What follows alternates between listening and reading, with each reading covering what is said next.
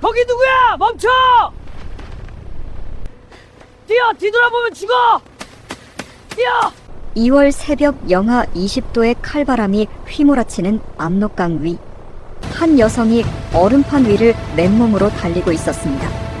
등 뒤에서 북한군의 외침이 들렸고 곧이어 총성이 바로 뒤에서 터졌습니다. 넘어지고 손이 찢어지고 무릎이 깨졌습니다. 하지만 멈추지 않았습니다. 멈추는 순간 끝이라는 걸 알고 있었으니까요. 과연 그녀는 그 얼음판 위에서 살아남을 수 있었을까요? 이야기를 시작하기에 앞서 구독과 좋아요를 눌러주시기 바랍니다. 여러분, 사람이 가장 잔인하게 무너지는 순간이 언제인지 아십니까?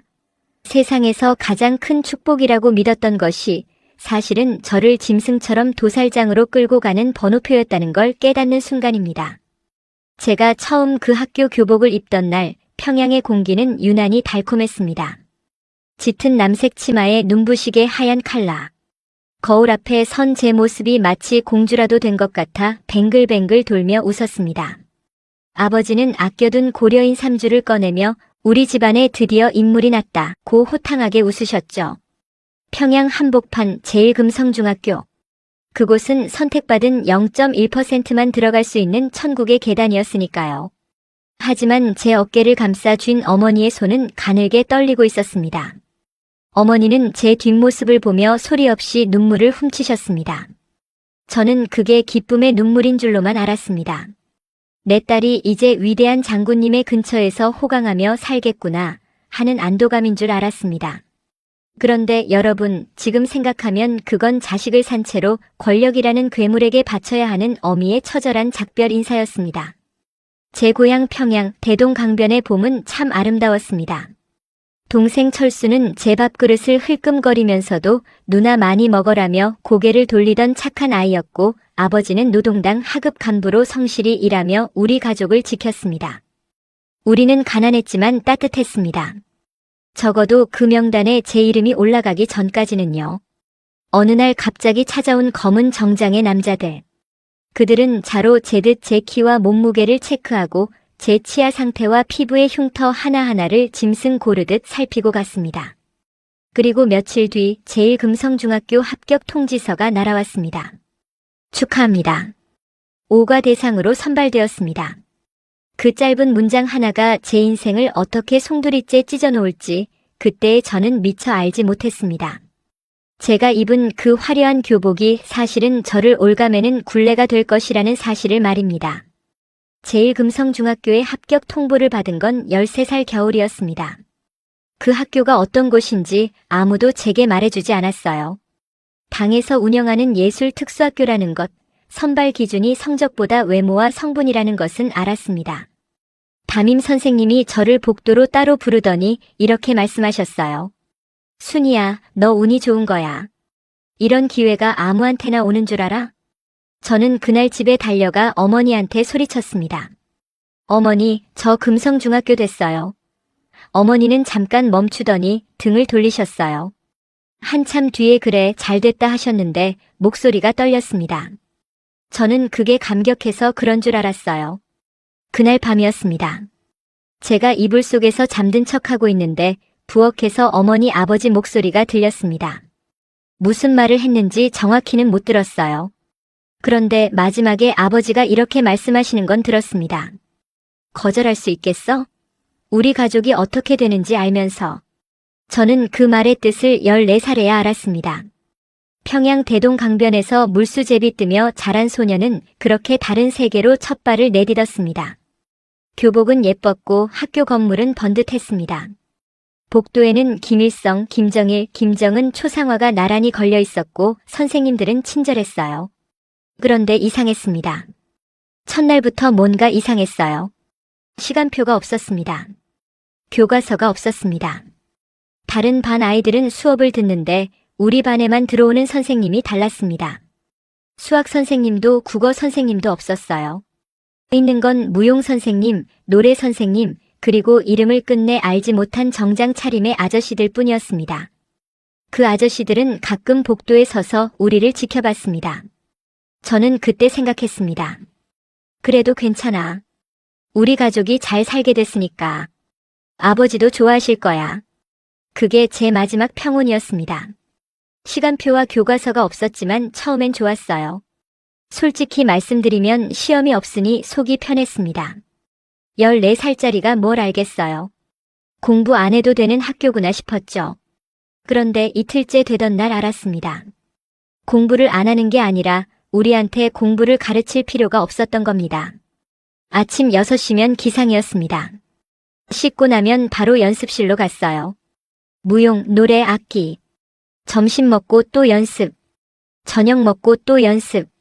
밤 10시가 넘어야 숙소로 돌아왔습니다. 처음 한 달은 발바닥에 물집이 잡혀서 걷는 것도 힘들었어요. 아무도 힘들지 않니? 하고 묻지 않았습니다. 그냥 하면 됐어요. 선생님들은 두 종류였습니다. 노래 선생님, 무용 선생님처럼 우리를 가르치는 분들이 있었고, 그리고 가르치지 않는 사람들이 있었습니다. 항상 정장을 입고 복도에 서 있는 남자들이요. 그 사람들은 말이 없었어요. 그냥 봤습니다. 우리가 연습할 때도 밥 먹을 때도 복도를 지나갈 때도 누군가 항상 보고 있었어요. 처음엔 익숙해지겠거니 했는데 볼수록 몸이 굳었습니다. 저는 거기서 22명의 소녀들과 함께 생활했습니다.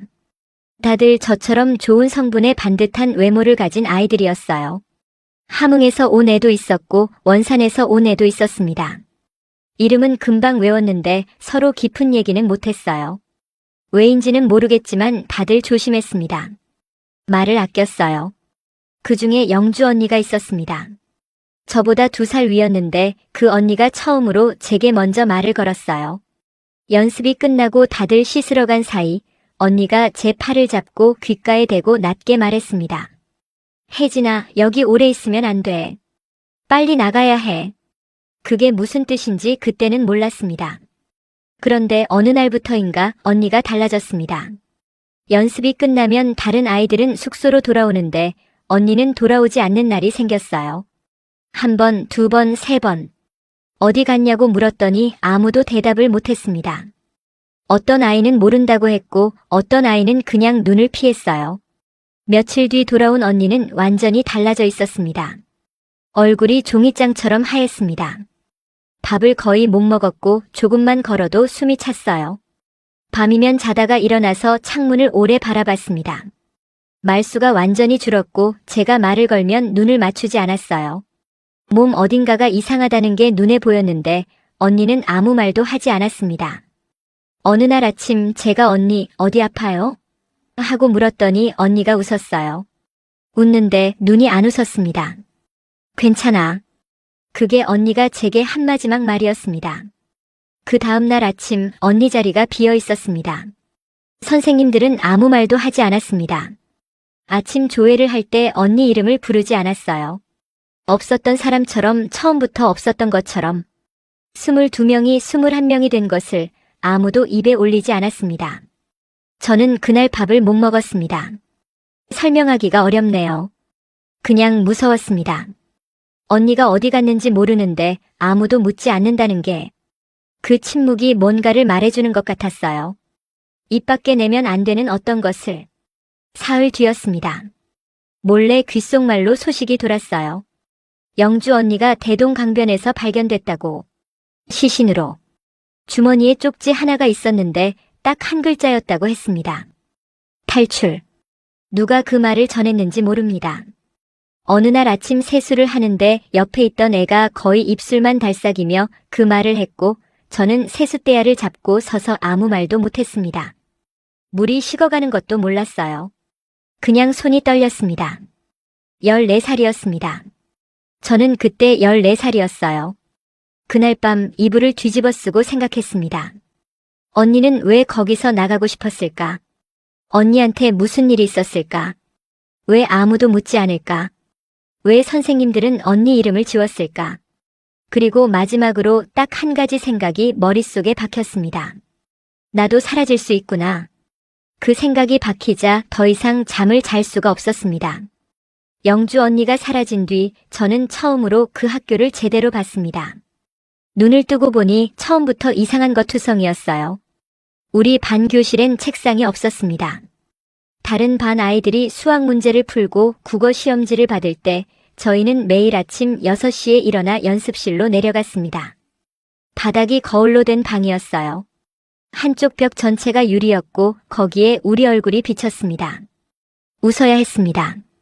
어떻게 서야 하는지, 어떻게 걸어야 하는지, 어떻게 고개를 기울여야 예뻐 보이는지.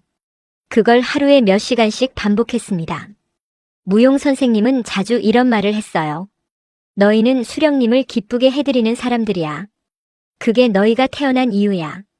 14살짜리한테 그 말이 얼마나 크게 들렸는지. 처음엔 자랑스럽기도 했습니다. 그런데 영주 언니가 사라진 뒤부터는 그 말이 들릴 때마다 속이 울렁거렸어요. 수업은 진짜로 없었습니다.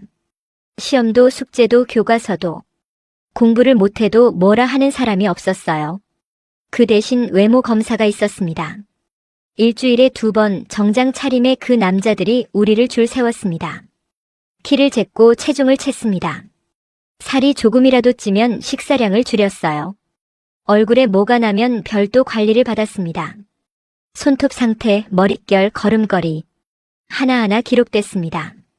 우리는 공부를 하는 학생이 아니었어요. 관리되는 무언가였습니다. 그걸 명확하게 느낀 건 은혜 언니 일 때문이었습니다. 은혜 언니는 우리보다 3살 위였어요. 노래를 잘했고 성격이 밝아서 다들 좋아했습니다. 그런데 어느 해 봄부터 언니가 연습실에 나오지 않는 날이 생겼어요. 하루, 이틀, 사흘. 아무도 어디 갔냐고 묻지 않았습니다. 물으면 안 된다는 걸 다들 느끼고 있었거든요. 한 달 뒤 언니는 돌아왔습니다. 그런데 배가 조금 부른 것 같았어요. 저는 그게 무슨 의미인지 그때는 정확히 몰랐습니다. 그냥 언니 얼굴이 너무 창백했고 밥을 거의 먹지 않았고 자다가 자주 울었다는 것만 알았어요. 그리고 2달 뒤 은혜 언니도 흔적 없이 사라졌습니다. 그 뒤부터입니다. 제 몸이 이상해지기 시작한 게 아침에 일어나면 속이 메스꺼웠습니다.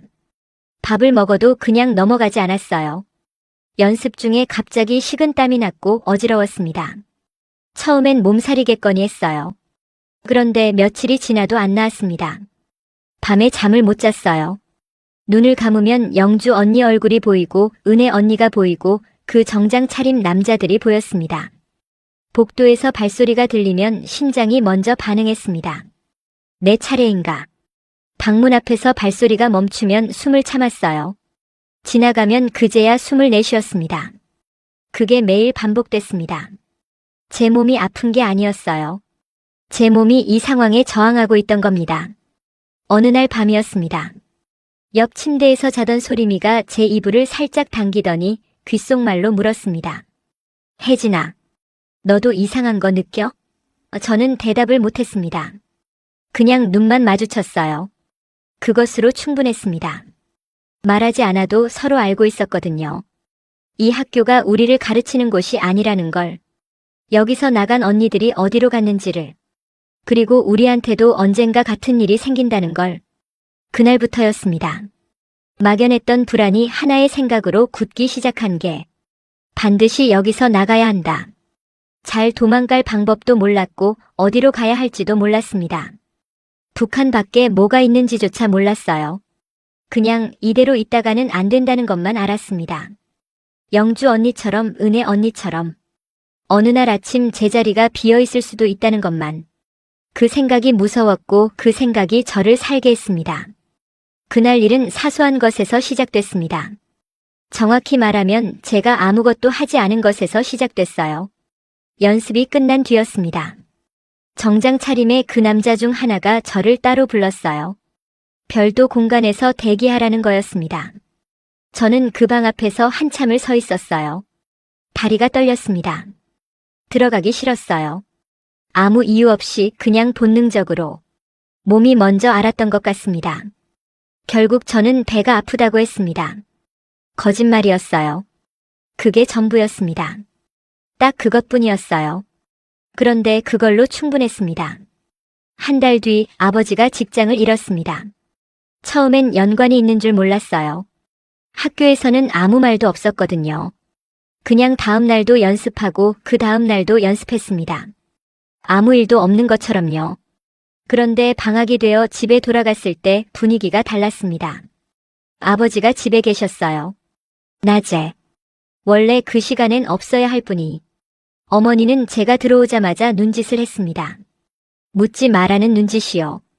저는 아무것도 묻지 않았어요. 아버지는 밥을 드시다가 숟가락을 내려놓으시더니 오래 창밖을 보셨습니다. 그날 저녁 아무도 말이 없었어요. 우리 가족 넷이 한밥상에 앉아서 숟가락 소리만 났습니다. 그 사실을 안 건 어머니한테서였습니다. 밤에 제가 어머니 방에 들어갔더니 어머니가 작은 소리로 말씀하셨어요. 아버지가 직장에서 사상 검토를 받았다고. 이유는 말해주지 않으셨는데 저는 알았습니다. 제가 그 방 앞에서 배가 아프다고 했던 날부터 딱 한 달이었어요. 혜진아. 어머니가 제 손을 잡으셨습니다. 너 거기서 절대 말 듣지 않으면 안 된다. 알겠니? 우리 가족이 어떻게 되는지 알잖아. 저는 아무 말도 못했습니다. 어머니 손이 차가웠어요. 그 손을 잡고 있는데 눈물이 나왔습니다. 어머니는 닦아주지 않으셨어요. 그냥 손만 꼭 쥐고 계셨습니다. 그리고 동생 일이 있었습니다. 철수는 그의 상급 학교 배치를 받는 나이였어요. 성적이 나쁘지 않았고 아버지가 간부였으니 그전까지만 해도 좋은 학교에 갈 수 있을 거라 했습니다. 그런데 배치 결과가 나왔을 때 동생이 원하던 학교 이름이 없었어요.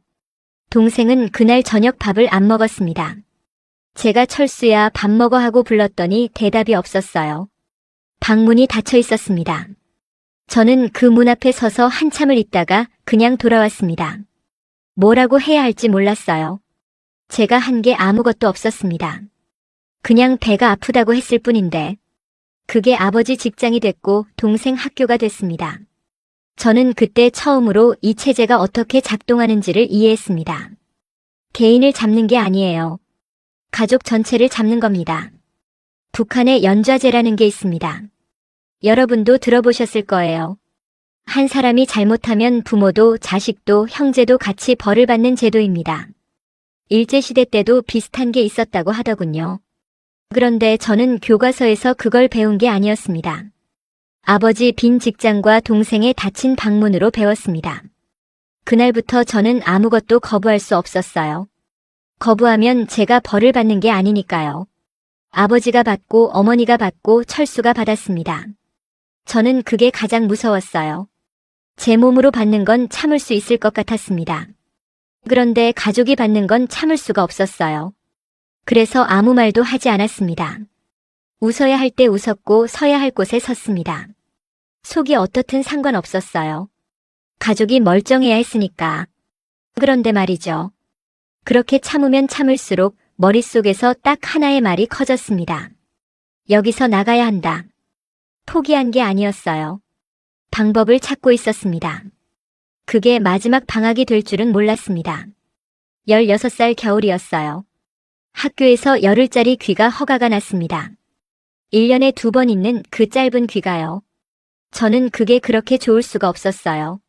어머니 밥이 먹고 싶었고 동생 얼굴이 보고 싶었고 그냥 우리 집 냄새가 맡고 싶었습니다. 버스를 타고 기차를 갈아타고 청진에 도착한 건 저녁이었어요. 동네 어귀에서 걸어 들어오는데 은지가 보였습니다. 은지는 제 어릴 적 친구였습니다. 같은 동네에서 자랐고 초등학교를 같이 다녔어요. 제가 금성중학교로 간 뒤로는 자주 못 만났지만 방학 때마다 골목에서 마주치면 반갑게 인사하는 사이였습니다. 그런데 그날 은지 표정이 이상했어요. 반갑다는 표정이 아니었습니다. 은지는 주변을 한번 둘러보더니 빠르게 제 손에 뭔가를 쥐어줬습니다. 종이 한 장이었어요. 그리고 아무 말 없이 돌아갔습니다. 뒤도 안 돌아보고 저는 그 자리에 서서 종이를 펼쳤습니다. 은지 글씨였습니다. 작고 빽빽하게 눌러 쓴 글씨. 혜진아, 너네 가족 없어. 빨리 집에 가봐. 그리고 아무한테도 이 쪽지 보여주지 마. 뛰었습니다. 골목을 뛰고 계단을 뛰어 올랐어요. 숨이 턱까지 차올랐는데도 멈출 수가 없었습니다. 우리 집 문 앞에 섰을 때 이미 알 것 같았어요. 문에 손을 대기도 전에 그냥 알았습니다. 문이 잠겨 있지 않았습니다. 밀었더니 열렸어요. 집안이 조용했습니다. 아무 소리도 없었어요. 어머니가 있으면 부엌에서 뭔가 끓는 소리가 났고, 아버지가 있으면 TV 소리가 났고, 동생이 있으면 방에서 뒹구는 소리가 났습니다. 그런데 아무것도 없었어요. 완전한 침묵이었습니다. 불을 켰습니다. 밥상이 그대로 있었어요. 그릇은 치워져 있었는데 숟가락 2개가 상 위에 그냥 놓여 있었습니다. 아버지 옷장을 열었더니 옷이 반쯤 없었어요. 어머니 화장대 서랍을 열었더니 비어 있었습니다. 동생 책상 위에는 책이 그대로 쌓여 있었는데 책가방이 없었어요. 갔습니다. 가족들이 갔어요. 어디로 갔는지는 모르겠습니다. 그런데 짐을 챙겨서 간 겁니다. 끌려간 게 아니라 스스로 간 겁니다. 나중에 이해했어요. 아버지가 먼저 알았던 겁니다. 제가 학교에서 찍힌 것도 그게 가족한테까지 번질 거라는 것도. 그래서 먼저 움직이신 거예요. 저는 동생 방에 들어가서 바닥에 앉았습니다. 오래 앉아 있었어요. 얼마나 있었는지 모릅니다. 밖이 어두워졌다가 더 어두워졌습니다. 배가 고픈 것도 몰랐어요. 그냥 동생 냄새가 남아있는 그 방에서 아무 생각도 안 하려고 했습니다. 그런데 생각이 자꾸 났어요. 어머니가 저 두고 가셨구나. 아버지도, 동생도. 원망하고 싶었는데 원망이 안 됐습니다. 왜 가셨는지 아니까요. 저 때문에 가족이 위험해지는 것, 아버지가 제일 무서워하셨거든요. 가셔서 살아계시면 그게 나은 거였습니다. 그게 맞는 거였어요. 그런데 그날 밤만큼은 그냥 보고 싶었습니다. 날이 밝기 전에 집을 나왔습니다. 더 있을 수가 없었어요. 오래 있다가 발각되면 끝이었습니다. 골목을 빠져나오면서 딱 한 번 뒤를 돌아봤어요. 우리 집 창문이 보였습니다. 불이 꺼져 있었습니다. 그때 결심이 섰습니다. 완전히 돌이킬 수 없게. 가족은 이미 갔습니다. 학교로 돌아가면 기다리는 건 그 정장 차린 남자들 뿐이에요. 영주 언니가 어떻게 됐는지 알고 은혜 언니가 어떻게 됐는지 알았습니다. 저도 그렇게 되는 건 시간 문제였어요. 죽든지 여기서 나가든지. 다른 선택지가 없었습니다. 학교로 돌아가지 않았습니다. 돌아가면 끝이라는 걸 알았어요. 무단 이탈은 그 자체로 처벌 대상이었습니다. 그런데 그게 무서운 게 아니었어요. 돌아가면 그 정장 차린 남자들이 기다리고 있을 거라는 게 무서웠습니다. 영주 언니처럼 은혜 언니처럼 저도 어느 날 흔적 없이 사라질 거라는 게. 그래서 그냥 안 갔습니다. 대신 청진 외곽으로 숨어들었어요. 아는 사람 집 창고에 며칠을 숨었습니다. 그 사람이 누군지는 말씀드리기 어렵지만 밥 한 끼씩 가져다 준 것만으로도 목숨을 살려준 거였어요. 그 시절 북한에서 도망자를 숨겨준다는 건 자기 가족 전체를 거는 일이었으니까요. 두만강 루트가 있다는 말은 예전부터 들었습니다. 장마당이라고 우리로 치면 시장 같은 곳인데 거기서 가끔 사람들이 수군거렸거든요. 강 건너편엔 불빛이 있다고. 돈만 있으면 건네줄 사람이 있다고. 저는 그게 무슨 말인지 알면서 모른 척했는데 이제는 모른 척할 이유가 없었습니다. 돈은 없었어요. 어머니가 아끼던 금반지 하나를 두고 가셨는데 그걸 숨겨뒀다가 챙겨 나왔습니다. 어머니가 일부러 두고 가신 건지 아니면 급하게 나가다가 잊고 가신 건지 모르겠어요. 저는 그게 어머니가 저한테 남겨주신 거라고 생각하기로 했습니다. 그렇게 생각하지 않으면 버틸 수가 없었거든요. 그 금반지 하나로 안내인을 구했습니다. 같이 가기로 한 사람이 한 명 있었습니다. 학교 동기는 아니었어요. 창고에 숨어 있는 동안 만난 저처럼 갈 곳 없는 여자였습니다. 나이는 저보다 2살 위였고 이름은 묻지 않았어요. 거기서는 이름을 묻는 게 실례였습니다. 서로 살아남아야 한다는 것만 알면 됐으니까요. 그런데 출발 전날 밤이었습니다. 그 여자가 보이지 않았습니다. 아침에 일어났더니 없었어요. 짐도 없었고 흔적도 없었습니다. 저는 처음엔 먼저 간 줄 알았어요. 그런데 안내인이 다급하게 와서 말했습니다. 그 여자가 보이부에 우리 루트를 신고했다고. 정확히 왜 그랬는지는 모릅니다. 신고하면 처벌을 면해준다는 말에 흔들렸는지 아니면 처음부터 그럴 생각이었는지. 그날 밤 안에 움직이지 않으면 잡힌다고 했습니다. 강변에 도착한 건 새벽 2시쯤이었습니다. 2월 초의 칼바람은 뼈를 파고들었고 눈앞에 펼쳐진 압록강은 거대한 얼음 무덤처럼 고요했습니다. 건너편 중국 땅의 희미한 불빛들이 마치 다른 세상의 별처럼 깜빡이고 있었죠. 고작 수백 미터 저기만 닿으면 살 수 있다는 생각뿐이었습니다. 발소리 내지 마라. 넘어져도 소리 내면 끝장이야. 알겠나? 안내인의 목소리는 낮았지만 서슬퍼런 경고가 담겨 있었습니다. 나는 마른 침을 삼키며 고개를 끄덕였습니다. 얼음 위로 첫 발을 내디뎠습니다. 쩌적하는 소리가 고요한 강가의 천둥 소리처럼 크게 울리는 것 같아 심장이 입 밖으로 튀어나올 것만 같았습니다. 강 중간쯤 왔을 때였습니다. 갑자기 등 뒤에서 날카로운 서치라이트 불빛이 얼음판 위를 훑기 시작했습니다. 그게 누구냐? 정지. 심장이 덜컥 내려앉았습니다. 멈춰야 한다는 이성과 도망쳐야 한다는 본능이 충돌하던 찰나 정적을 찢는 날카로운 파열음이 들렸습니다. 탕, 타타탕, 뛰어. 뒤도 돌아보지 말고 뛰어. 안내인의 비명 같은 외침과 동시에 나는 앞을 향해 몸을 던졌습니다. 등 뒤에서 총탄이 얼음바닥을 때리며 파편이 튀는 것이 느껴졌습니다. 차가운 얼음 가루가 뺨에 박혔지만 고통조차 느껴지지 않았습니다. 머릿속엔 오직 여기서 죽을 순 없다는 생각뿐이었습니다. 미끄러지고 넘어지길 반복했습니다. 무릎이 깨지고 손바닥이 얼음날에 베어 피가 났지만 나는 짐승처럼 네 발로 기어서라도 앞으로 나아갔습니다. 뒤에서는 군화 발소리와 고함이 점점 가까워지고 있었습니다.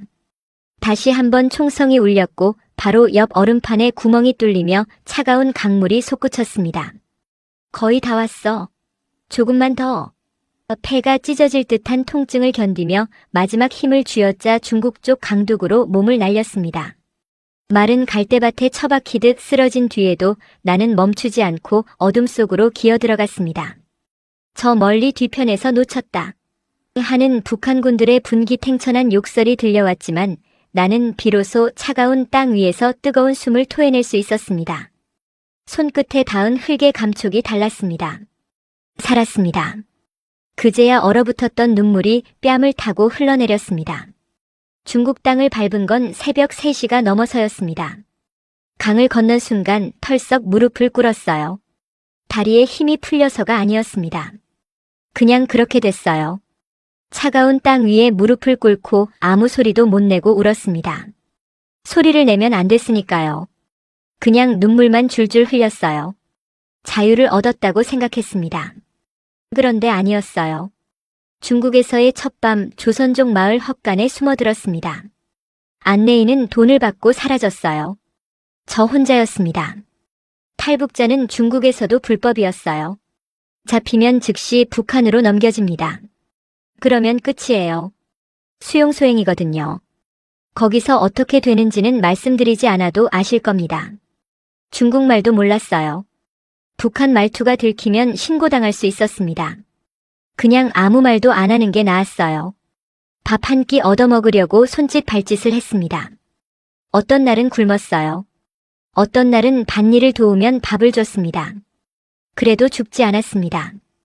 그걸로 충분했어요. 그때는 중국에서 석 달을 버텼습니다. 밭일, 허드렛일 뭐든 했어요. 말이 안 통하니까 몸으로 때웠습니다. 조선족 할머니 한 분이 계셨는데 저를 딱 보더니 북쪽에서 왔지? 하셨어요. 한국말이었습니다. 같은 말을 듣는 게 얼마만인지 저도 모르게 눈물이 났어요. 그 할머니가 저를 며칠 재워주셨습니다. 드러누워 있으면서 창밖을 보면 중국 하늘이 북한 하늘이랑 똑같이 생겼더라고요. 그게 이상하게 서러웠습니다. 하늘은 같은데 왜 이렇게 다른 세상인가 싶어서요. 선교사님을 만난 건 그 할머니 소개였습니다. 한국에서 오신 분이었어요. 성함은 여쭤보지 않았습니다. 그냥 목사님이라고 불렀어요. 키가 작고 안경을 쓰신 분이었는데 처음 만나자마자 이렇게 말씀하셨습니다. 많이 힘들었지요. 그 한마디에 또 울었습니다. 묻는 말도 아닌데 그냥 그 말이 너무 정확했어요. 많이 힘들었으니까요. 정말로. 목사님은 저한테 루트를 알려주셨어요. 중국에서 바로 한국으로 가는 길은 없다고 했습니다. 라오스를 거쳐 태국으로 가야 한다고. 태국에서 한국 대사관에 연락이 닿으면 된다고. 쉽게 들렸지만 쉽지 않다는 건 목사님 표정에서 알았습니다. 가다가 잡히면 바로 북으로 넘어갑니다. 마음 단단히 하세요. 중국에서 라오스 국경까지 이동하는 데만 열흘이 걸렸습니다. 트럭 짐칸에 숨었다가 밤에 걸었다가 민가에 숨었다가 같이 움직이는 사람이 셋 더 있었어요. 서로 말이 없었습니다. 말을 하면 할수록 위험하다는 걸 다들 알았거든요. 그냥 앞사람 발소리를 따라 걷고 멈추면 멈추고 뛰면 뛰었어요. 라오스 국경을 넘던 날 밤 앞에 가던 남자가 갑자기 쓰러졌습니다. 탈진이었어요. 일어나질 못했습니다. 저희는 그 사람을 부축해서 끌다시피 국경을 넘었어요. 누군가를 두고 갈 수 없었거든요. 그 사람이 낯선 사람이어도 같은 처지였으니까요. 태국에 도착한 건 출발한 지 3주가 지나서였습니다. 방콕이었어요. 태국 말도 모르고 영어도 못했습니다. 목사님이 적어주신 쪽지 하나를 손에 쥐고 있었어요. 태국 이민국 주소였습니다. 자수하면 구금되지만 그게 가장 빠른 길이라고 하셨거든요. 이민국 건물 앞에 서는데 발이 안 떨어졌습니다. 들어가면 잡히는 거잖아요. 감옥 같은 데 갇히는 거잖아요. 그게 무서웠어요. 그런데 거기 서서 아무것도 안 하면 더 긴 시간이 걸리거나 영영 못 들어갈 수도 있다고 했습니다. 눈 딱 감고 문을 밀었습니다. 구금 시설에 있었던 건 2달이었습니다. 비좁고 더웠어요. 여러 나라에서 온 사람들이 섞여 있었습니다. 말이 안 통하니 그냥 멍하니 있었어요. 그런데 어느 날 면회가 왔습니다. 한국 대사관 직원이었어요. 한국말이 들렸습니다. 제대로 된 한국말이요. 서울 말투였는데 처음엔 낯설었어요. 그래도 알아들었습니다. 직원이 이것저것 물어봤고 저는 대답했습니다. 어디서 왔는지 왜 왔는지 기쁨조 얘기도 했습니다. 직원이 오래 듣더니 마지막에 이렇게 말했어요. 기다리세요. 데리러 올게요. 그 말을 믿지 않았습니다. 믿고 싶지 않은 게 아니었어요. 믿었다가 안 되면 그 충격을 감당할 자신이 없었습니다. 그래서 그냥 기다렸어요. 믿지도 포기하지도 않으면서 하루하루 벽에 날짜를 새기면서 22번째 날 아침이었습니다. 대사관 직원이 다시 왔어요. 이번엔 서류를 들고 왔습니다. 절차가 됐다고 했습니다. 비행기를 탈 수 있다고 했어요. 한국으로 간다고 했습니다. 인천공항으로 향하는 비행기 안에서 저는 창밖만 봤습니다. 구름이 있었어요. 하얀 구름이요. 북한 하늘에서도 중국 하늘에서도 라오스 하늘에서도 똑같이 생긴 구름이었습니다. 그런데 그 구름 아래 내려가면 다른 세상이 기다리고 있다고 했어요.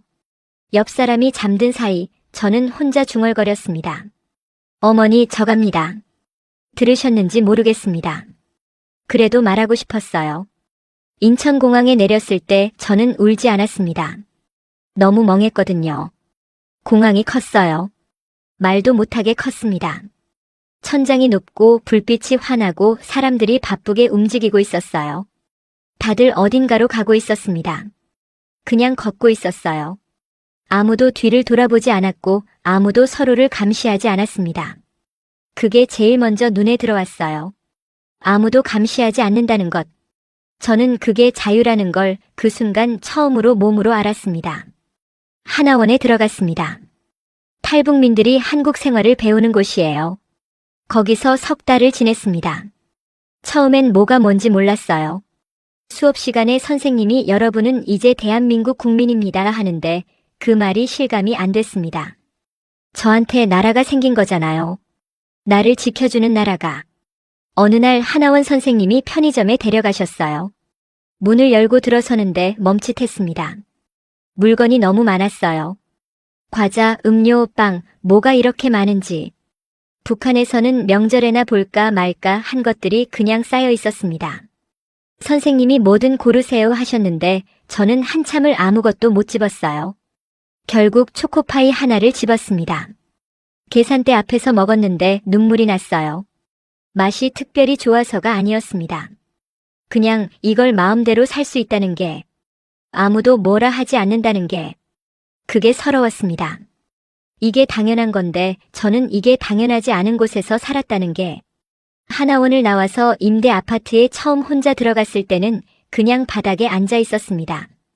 텅 빈 방이었어요. 아무것도 없었는데 제 방이었습니다. 아무도 들어오지 않아도 되는, 아무도 감시하지 않는 제 방. 불을 껐다 켰다 했어요. 마음대로 됐습니다. 수도꼭지를 틀었다 잠갔다 했어요. 그것도 마음대로 됐습니다. 그렇게 한참을 앉아 있다가 전화기를 들었습니다. 인터넷으로 청진 뉴스를 검색했어요. 가족이 어떻게 됐는지 알고 싶었습니다.